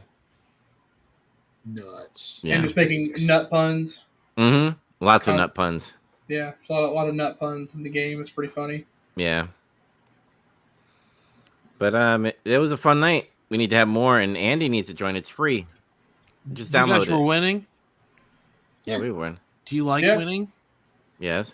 I mean, Don't we let didn't me win. play with you. We didn't win all the time. I mean, we got our asses kicked quite a bit too. No, I suck at those games. I'm bad at That's them. okay. We had When fun. I tried to play Overwatch, I would always just like die a bunch. I'd be like, I healed a couple times, I guess. I think it's different. I mean, it still has the same thing as like Overwatch, but I don't know. I feel like anybody could pick it up and play. But easy characters, don't do like because it does tell you what is. No, don't do this. Don't put rules on it. Don't play this guy. You're only allowed to play this. Well, no. I'm telling you, like when you pick a character, it tells you what difficult it is. Like Squirrel Girl is only 1-star difficult for me, and I was like, that's fine. See, I did the dumb thing. I was trying to figure out what character I wanted to play, and I was like, oh, I'll just look up what's good right now. So, well, obviously, I just find a tier list, and I'm not trying to like look. I just want to know generally. You guys played a Marvel game, and you didn't choose the character you thought was coolest. No, what? We're getting there. I was gonna say you guys are fucking stupid. We're getting there. You just said Punisher's in the game. There you go. That's it. That's all you need to know. Again, we're getting there. So I look at this tier list, and it's telling me all these different people I can try, and it's like, oh yeah, this person's really good, and I like play around in the lab, and I'm like, okay, well I can hit like bots with them. This seems fine, and then we jump in, and I'm just getting my shit rolled because I don't understand enough of the way each ability works, because like some of these characters have like 3 pages of how their abilities work, and it's like I don't have time for this. I gotta learn that shit later. So then like it came down to Punisher being like simple because he just shoots, and that's how the tutorial starts. You literally just play as Punisher, but also Punisher's just badass. So it's like, okay, I'll play Punisher. Correct. So then I was just wrecking people, and then I finally wanted to change it up because like we can't always just play. We gotta have different roles. And I mean, Venom's one of my favorite Marvel characters, one of my favorite superhero anything. So I was like, okay, I'll pick Venom. And Venom's like annoyingly fun because he's really hard to kill. Because just when you think you're going to kill him, he just heals effectively for all the health. And he can just swing away. The swing thing's annoying, but I was figuring it out at the end and doing some pretty cool stuff. So I don't know. I think it's fun. Nat, his gambit's like crazy good though. Yeah, he's crazy. He's crazy good at the game. He wouldn't give himself enough credit, but he was doing some really cool stuff. So he plays a lot. I think I get a notification on Steam when he starts playing. I swear I see it every night. He plays a little bit of that game every night. Yeah. Yeah. No, I got that feeling because he's on it. Like he was doing some really cool stuff with Gambit. And he's also playing on PC too. So I wasn't sure. Like, I mean, obviously PC versus console. Those games like he's cheating. That's right. If you really are on your game, like you're playing on PC, you're tearing shit up. Like your precision's just so much better. So yeah, but no, it was a fun time. I'm definitely down to try to play again. I'd like to also play some. No, Zach said, "Fuck you." He doesn't want to play. He said, "I'm never playing." Back to that Milky Way bar. I'd like to play some Age of Empires at some point again too. You fucking said it. I booted it up the other day because there's new DLC and I wanted to see what it was and how much it was. And I started to boot a game like just against the computer, and then I was like, I don't have time for this right now, and I didn't play. So I haven't got to scratch that itch. No, we need to do it. Mm-hmm. Did you also watch Space King 4? Oh, yes, I did. Thank you. Merry Kingmas. Oh, Merry Kingmas, everybody. that was a really funny episode. Yeah. I really enjoyed that they literally just ripped off the fucking claymation Christmas specials. Yeah. Like even did you pause it and read the list of people that he was supposed to revive? No, I didn't at all. It was like the 8 reindeer, but they all had stupid names. Oh yeah, okay. I saw. I didn't read them, but I saw it was like Slasher, Lancer. Yeah, Slasher, like yeah. But the last 2 were like Gamer and something. I was like, what's named Gamer? That was pretty funny. It was a good episode. Even the one when they find like the whole island of misfit toys thing, like they have like the elf, and he he's into like fucking aliens, but also like at some point they make some pun about him being a dentist. Oh no, it's like because the one guy wants to like rip teeth out, and he's like good at it, and it's like, oh yeah, because he wanted to be a dentist. Dentist, yeah, he was Percy the dentist. Yeah. My favorite line in the whole thing is when they land. He's explained it like what's wrong with him. He says, "In Yukon here is a capitalist." And the guy goes, "What's a capitalist?" He says, "I'll tell you for a nickel." Yeah. Yeah. What? There's another like I laughed a lot at the other one when they first asked him about being a capitalist because it was also really funny. I just remember what it was, but he said something. I don't care about anything. That's what it was. I believe in nothing. That's what it was. Yeah, he's like, oh yeah, why'd they get rid of you? Because I'm a capitalist. I believe in nothing. Yeah, I laughed really hard. You guys. His character design's my favorite of the episode. Yukon, he's the best one. Yeah. Also, I really like that Rudolph is voiced by Zach Handel. That's very fun. Oh, I didn't realize that. That is Zach good. From Smiling Friends. Oh. So that is another show that I almost started. It's very short. I literally had it like loaded up because I think all of it's on HBO Max. I had it all loaded up and I was about to start watching it, and then I said, I should probably go shower. I smell like shit. And then I showered, and then when I came back, I was like, I think I'm going to play Metroid. So I just didn't get to it, but it's on my radar. I want to watch it because you guys have been talking about it. I love it. It's so heckin' good. I love that show. I like Zach Pebbles, so I'm probably gonna watch it soon too. It's on my HBO Max. Yeah, get it short. You guys could like blow through it in a weekend. Yeah, like each episode's like almost 15 minutes. Something. Yeah, that's super short. I'll ask. It's 2.5 seasons right now, so yeah. Oh yeah, it won't take any time. Neither of you watched Space King 4 yet? No, not yet. Not yet. All right, it's a Christmas episode, so you got to watch it this month. Yeah, you got it's mandatory. You got to watch it. What was the other? Oh yeah, Santa. Like when they do like the break in between where it's the commercial, basically like them advertising, and I'm pretty sure you've been saying slurs. Yeah, Santa Claus shows up, and I'm pretty sure it's the guy that voices Hate Monger, and he's like, "Have you been saying slurs?" Yeah, it's weird they like overdub live actors. It's very strange. It's not. Have you been saying slurs? He says, "Have you been using your slurs?" That's how he says it. And the voice, yes, I've used my slurs. That's also one of the funniest parts. Is they're painting bombs for the heretics as their little Christmas Pigs' thing, and he says, "I wrote 2 heretics from Captain," and Hate Monger says, "Oh, that's clever. I just wrote slurs on mine." And it literally says, it says heretics and space monkeys. It's just so funny.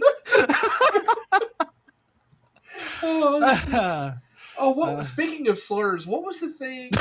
What was the thing that happened in the game we were playing? What was that person's name? And I was like, man, that sounds like a slur, but I don't know what it means, and I'm afraid. Moongooner. That's what it was. Yeah. Moongooner, yeah. Someone's name in Marvel Rivals was Moongooner, and it's like, I don't know what that means, but that sounds really wrong. Oh, God. You know what a gooner is, and you know where the moon is, so... Yeah. Space Gooner. Oh, man, that person probably doesn't like girls. Oh, damn. All right, well, anyway. Space King 4 is kick-ass. You guys should watch it. Space King's kick-ass. All hell Space King. Every episode. All of them were great. But that's all I had. All right, Zach, you go next. Okay. I played Marvel Rivals with those guys. I don't have much else to say. Looking forward to. I think Rogue's going to release Friday. Rouge. Yep. Oh yeah, hey, about that actually. Did you see like the cool thing where, so her whole thing is like stealing abilities, but she can't steal abilities from certain characters. Like, she can't steal powers from Ultron because he's a robot, which is comic accurate. She can't steal powers from Punisher because he doesn't have powers. He doesn't have any, sure. Yeah. Oh, that's interesting. Yeah, they found a So she's going to be the hardest character to play by a lot. Probably. I don't know. Yeah, because, like, depending on what she takes, like, it's unique to whatever character she steals from. She's Kirby. Bonuses. She's the Kirby of Marvel Rivals. Yeah, Smash Bros. Throat. So she steals the bee. So they revealed what she does, like, basically. Because for a long time they still hadn't told anybody what role she is. Well, that's what she does in the comics, right? She grabs a person and sucks out all their abilities and crap. Kills Miss Marvel. Yeah. But for the longest time she was known as being super strong and she could fly. So killed Miss Marvel, or almost did. I don't know. Just about did. Basically took her powers, yeah. I guess I'll continue on video games for a little bit. Played more Battlefield 6. Not much else. I played that Red Sec mode. Which is like the stupid battle royale mode. Oh, yeah, we played that. Yeah, I got mixed feelings about that fucking mode. Mostly because I think it's just I'm not wired for games like that. Because what happens is like they drop you in this giant ass map, and then the fucking map shrinks. That's what all battle royale. We all know what Fortnite is, and none of us have played it. So yeah, I'm just saying. I know you have. I just but I didn't want to out you like that. I didn't know if you were still in the closet or whatever. Yeah, I'm a closet BR. What happens is like you just get in there and it's like, okay, we gotta like find shit. So you're trying to find shit, and then like we gotta go do a mission. It's like, okay, do a mission. Then you get shot and you die, and it's over. That and I'm sounds just right. like, Yeah, I don't like this. Yeah, I don't like this. This isn't even a loop. It's just like you play a little bit, you fucking lose, and it's over. And you wait for a long time. Just imagine all the streamers that get like fucking their hard dicks, fucking energy drinks, fucking drinking, and I don't know, gamer sups fucking in their drinks, and they're just going crazy, tapping heads and stuff. It's annoying, but I do like what RedSec has as far as mission base wise, because that's I won't say it's unique because other games do it, but it feels like it's very team oriented. When you play the other games, it's very like solo sometimes when you're doing these missions. Like I need to get greedy and do that mission so I can get the points. This one's kind of like team made because we got a tank. I mean, we didn't go far. We went literally down the street and we got fucking bombed, and that was the end of it. Yeah, when I started feeling like, oh man, I'm actually accomplishing something in one of these games, like we still just we ended up dying pretty quickly. Like anyway. But yeah, I don't hate it, but I don't really like it either. That's kind of like where I'm at with it. Same. You don't have to play it. It's just another mode you can ignore. I have to play it because some of my friends want to play it because they're going to get shit in it, like unlock things. I'm just like, all right, I guess I'll do this for a couple times. Oh, there's unlocks in it. Yeah, you got to play the battle pass. It's how you get all the unlockables and the exclusive bubble gum bullshit snakeskin. That game was on sale at GameStop on Black Friday for like $30 or something. I was like, oh, I should buy that, and so I can finally play it with everyone. And then I was like, but then I gotta go to a GameStop on Black Friday, and the local GameStop closed, so the nearest one's an hour away now. So I was like, yeah, it's not worth it. Fuck yeah, forget that. Played some more Gundam card game a little bit on Mobile Suit Arena. They added dark mode finally. It's amazing. Life changing. Yeah. I don't have much else to say about that. I mean, like I built a clan deck, and it does okay. It's like kind of mixed results right now. I got my ass spanked by a clan deck at locals last night, so there's something to that. Yeah, there's something there. And I played some more Stranglehold, and now I am at the museum level. That's where I stopped. I think that's my favorite level. That boss fight before that, though, the fucking you go up the high-rise building and you fight that Russian guy's brother. I think I remember that. And like you have to like be careful not trip a bunch of like laser bombs or something. Yeah, it's really annoying. That's annoying as hell. They could have done without that. They're like, oh, you know what makes this game great? Action. Let's slow it down. But anyway, we'll talk about that later, I guess. Yeah, we will later. But yeah, I'm just letting everybody know where I'm at. So, as for stuff I watched that Modular 3DO RPGs video. Let's go. I'm not done with it yet. I'm almost done with it now. His videos are fucking long. Yeah, that's fine. Well, they're like segmented. Like it's easy to just take a break. Yeah, he does it right. Some people don't. It's kind of crazy to me that some people still don't do that now. Like on YouTube, it's like they just make this big long ass video and there's no chapters, there's no little breaks. Yeah, it's so easy to encode too, from what I understand. But it's pretty funny though, because like I have a 3DO and I've played 3DO games, so I have an experience a lot of people don't have with it. And Did you get that Egyptian themed one from Japan? That one's where it's at.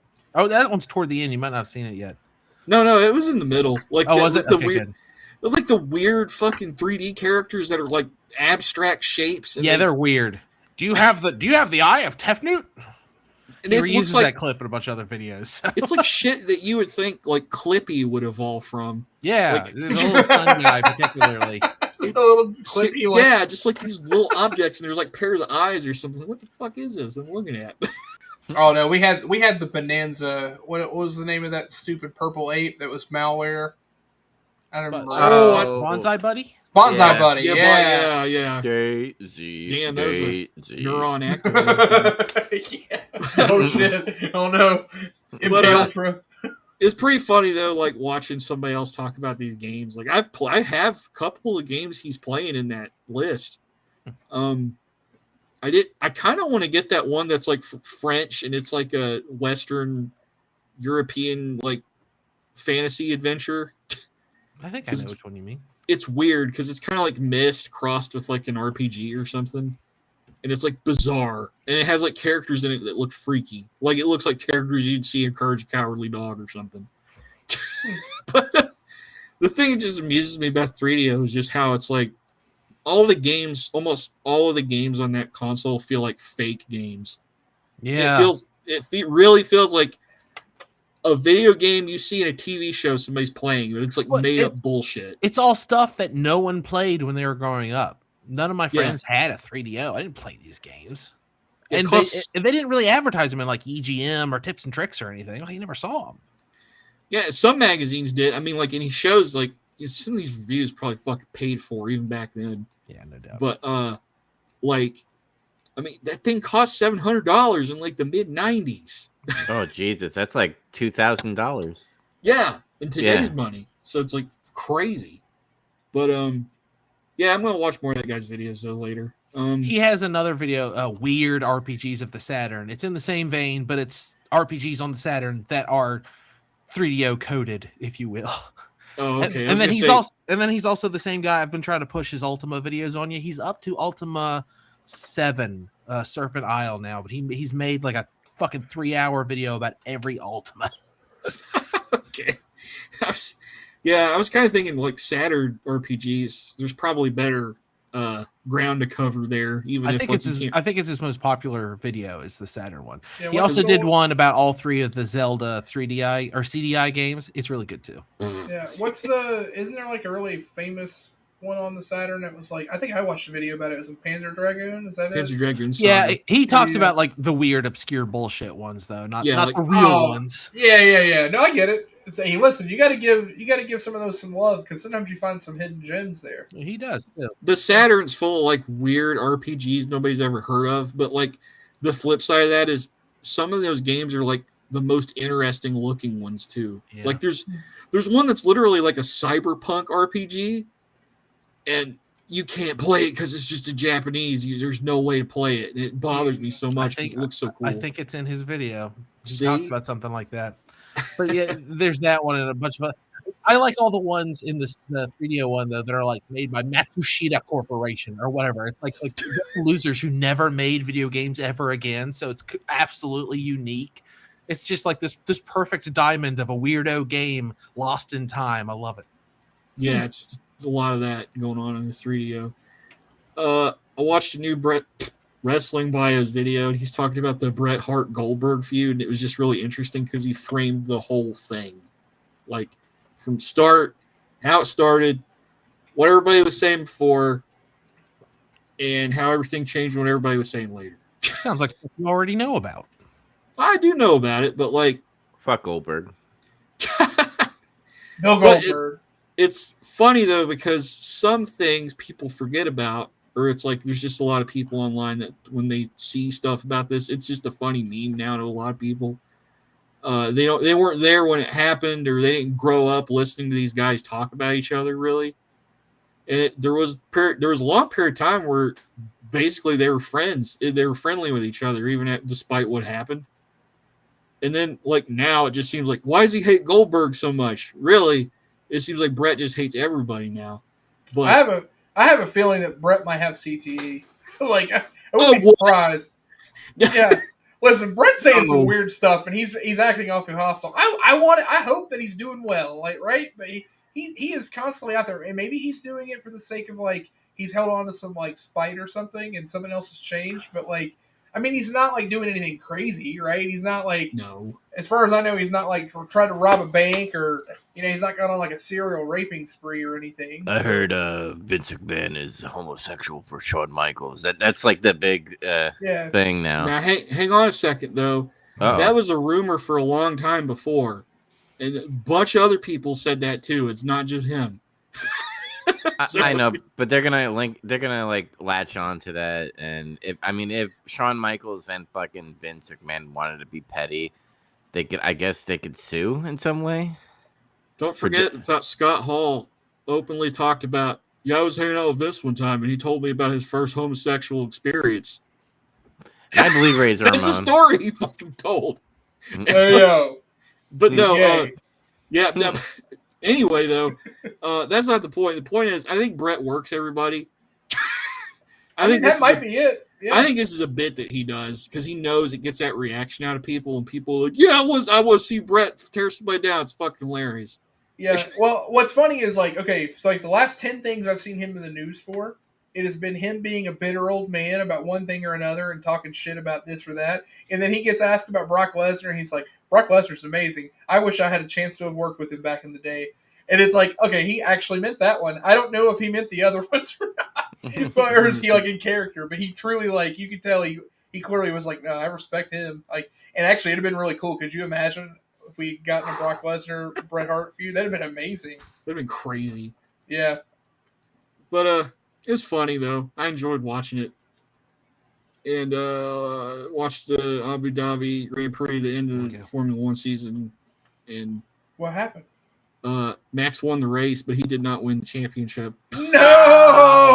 Oh, it was so close. 2 points. 2 points. 2 fucking points. Oh, if Lando would have got 4th instead of 3rd, Max would have been the world champion. That was the difference. Yeah. Nah, we were close enough. Crazy. He wins in a heart. That's crazy. Due to recent photographic evidence, in my opinion, they cut him some slack and let him pass somebody when he shouldn't have. God, that pisses me off. God. See, we were joking about it like the day we watched. I was pissed off about it that second.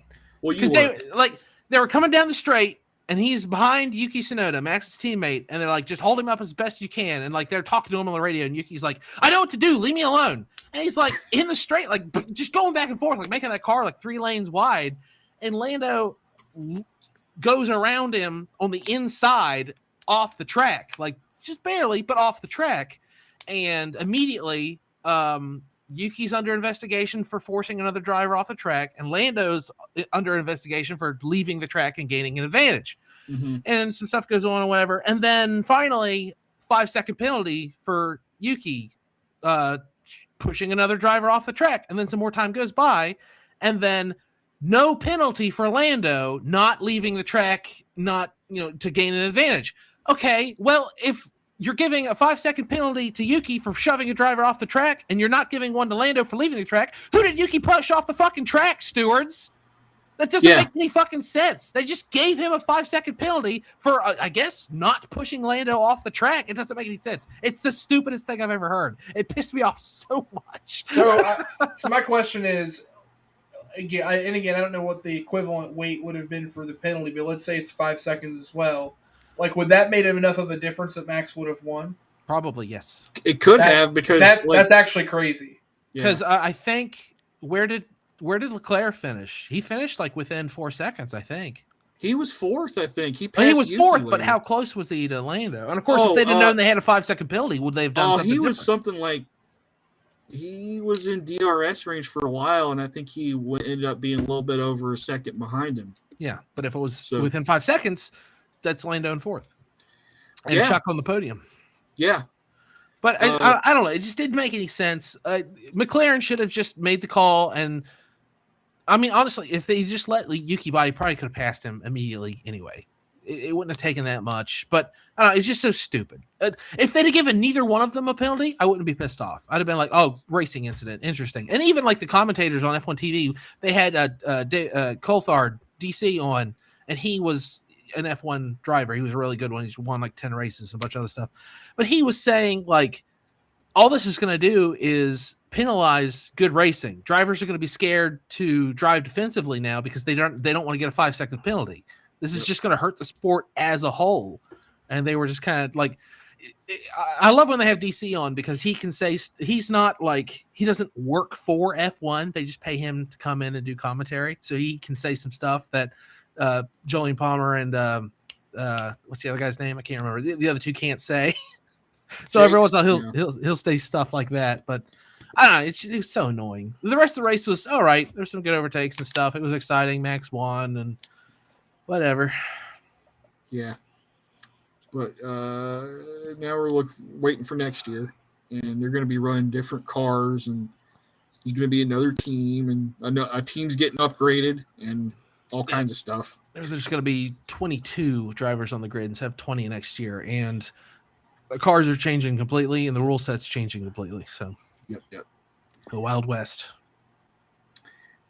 And I watched more Gundam 00. I'm like in season 2 now. How many seasons is it? 2. Oh, that seems to be pretty standard for all the alternate universe Gundams, huh?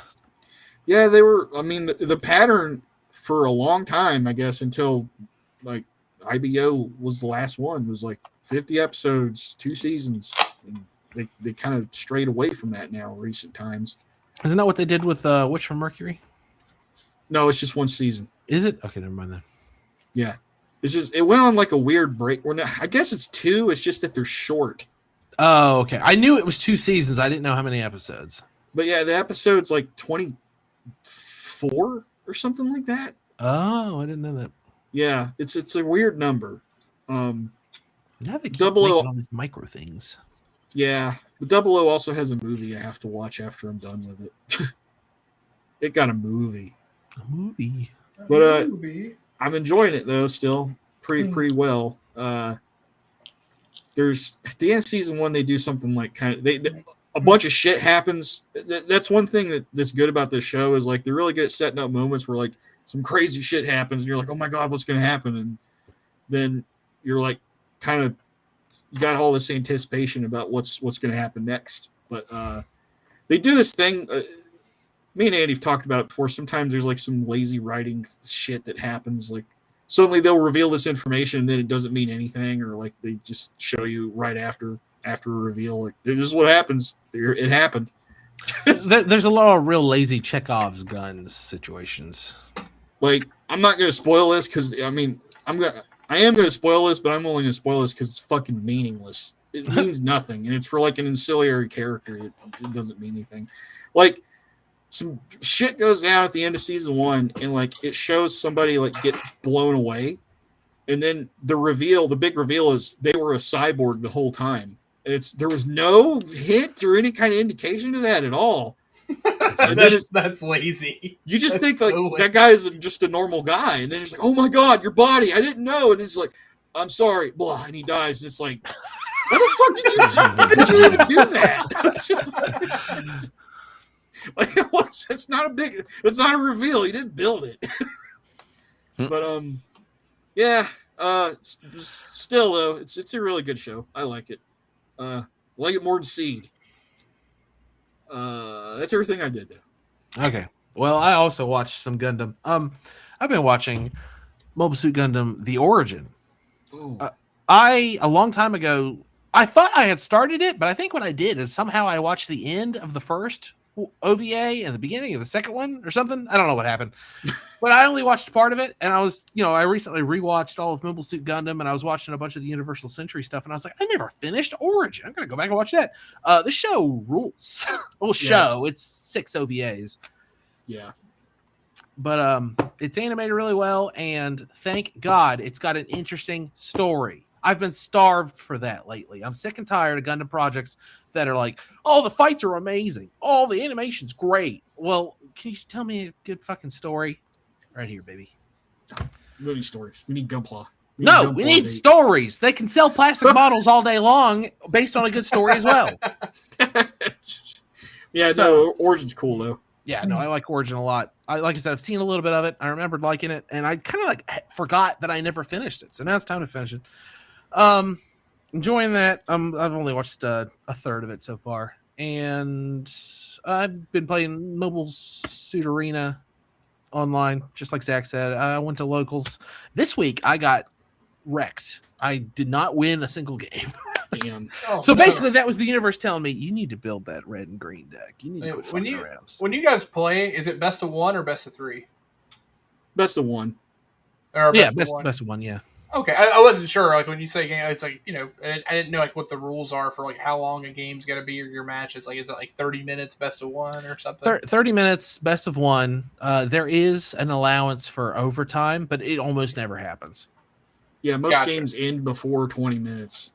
Yeah. Oh yeah, I figured based on how we played, like even like learning, it was like it didn't take that long, so I wasn't sure.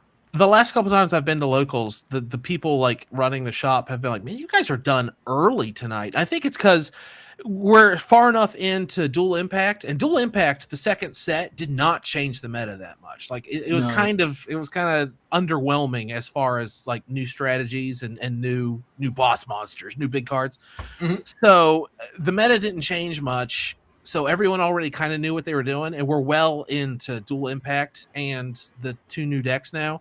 So everyone knows what they're doing, and almost everyone knows what their opponent's doing. Like you'll see a couple colors, and you'll be like, "All right, this guy's running blockers with green. It's probably wing." Or they're running, okay, I see purple, so there's probably going to be Tekadan and something, or this is 1 year war. I know what this is, and just there's so everything's quick. There's never I'm explaining what this card does. You're just like Fatal Strike, and they're like, okay, this unit's dead. I know what Fatal Strike is. I've seen it 6,000 times now.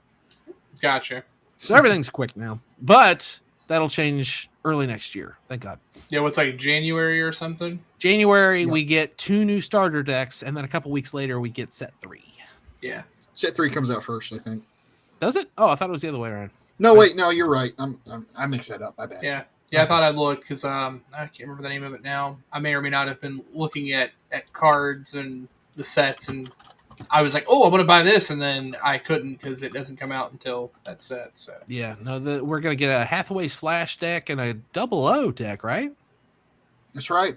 Okay, I'm gonna get the Hathaway's Flash. I'm gonna get one of each, but the Hathaway's Flash one is the one I will play at the tournament, I think.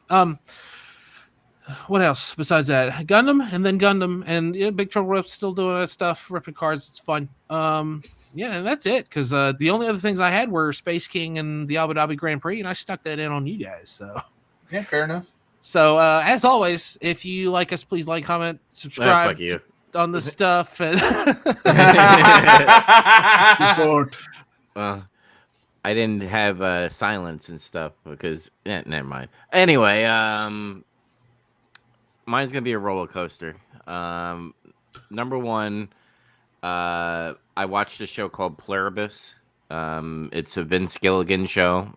He did Breaking Bad and X-Files, if you remember.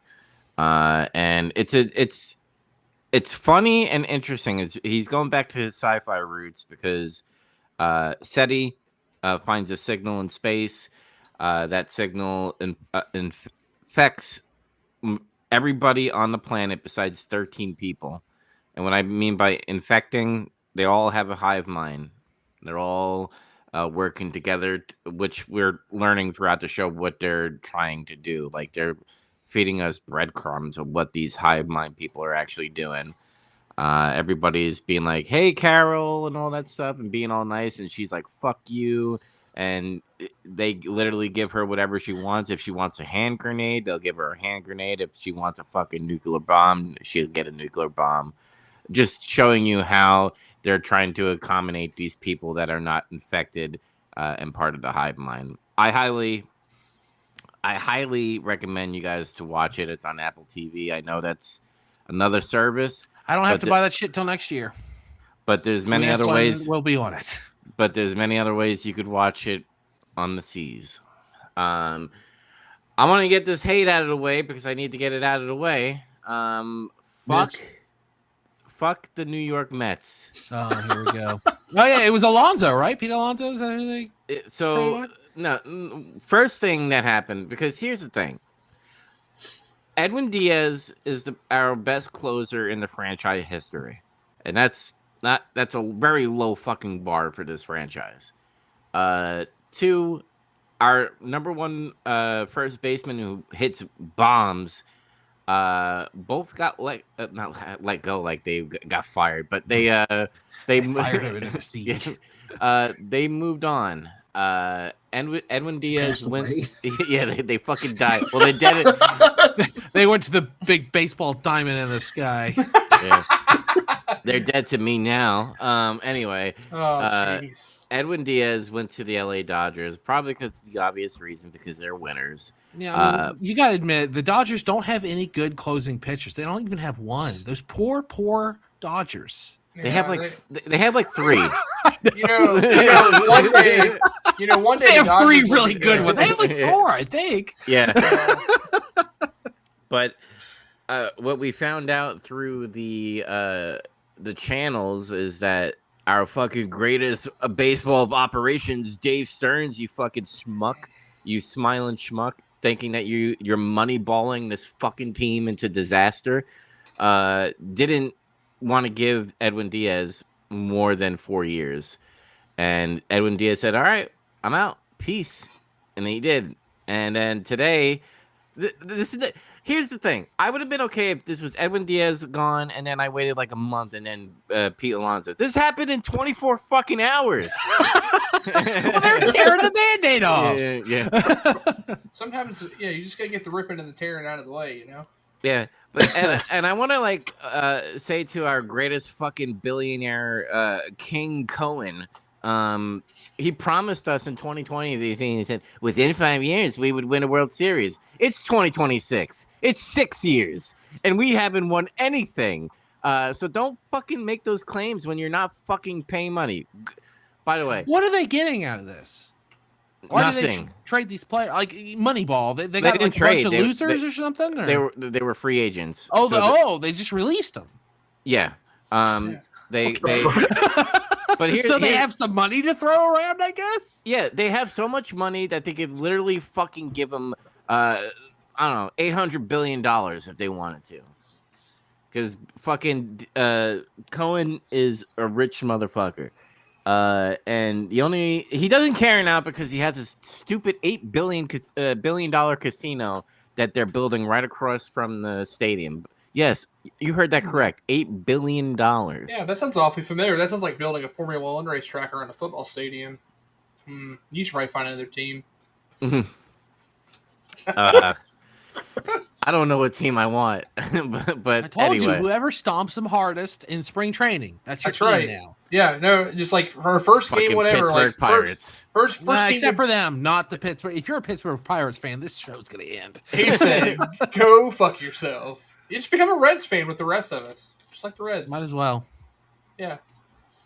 Then you don't have to be they suck too. You'll be right at home. Yeah, I'm saying it's like they trade like great players all the fucking time, constantly. Zach was cheap. I hear.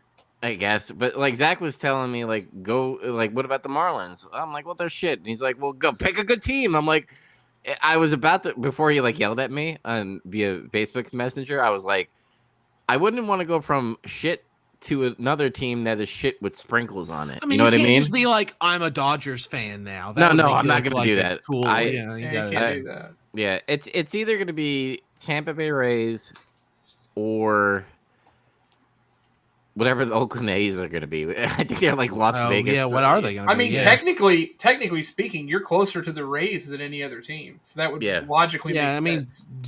Geography dictates a lot of people's favorite teams. Like, you might as well just buy a Rays hat. Like, you could literally go to Rays games. Like, you're an hour and a half away. You should. Yeah. You should get real into the Rays, know all the players, go to the games. That would rule. Yeah, it'd be kick-ass. I'll come down and go to a Rays game with you. Nice. And then we'll go to Jacksonville because apparently Jacksonville Jaguars are fucking going insane. Why? I don't understand this. Why? Tony Khan and his family and their money are focused on football. He's giving everybody cocaine. Stuff. That's what it is. Gotcha.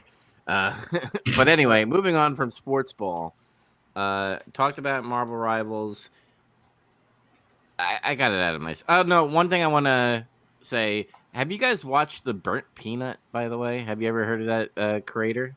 No. The Burnt Peanut. Why did I heard this earlier in the week, and I don't remember where I heard it. Because he won best VTuber of the year from the Streamer Was Awards. it you that did you bring this up? Did you bring Burnt Peanut up when we were playing? Yeah, and I made some joke about it being a Crayola color. That's what it was. Oh yeah, that's what. Burnt Peanut. Did you just say burnt penis? It's like I'm pretty sure I had that Crayola crayon. Yeah, that's what it was. Yeah. So he's literally. You guys know what VTubers are? Like they're anime girls that like say like cute things and stuff. Well, Burnt Peanut, it's literally a peanut that curses and stuff. And that's hilarious. I thought it was gonna be another one of those things that like crosses their eyes when they masturbate.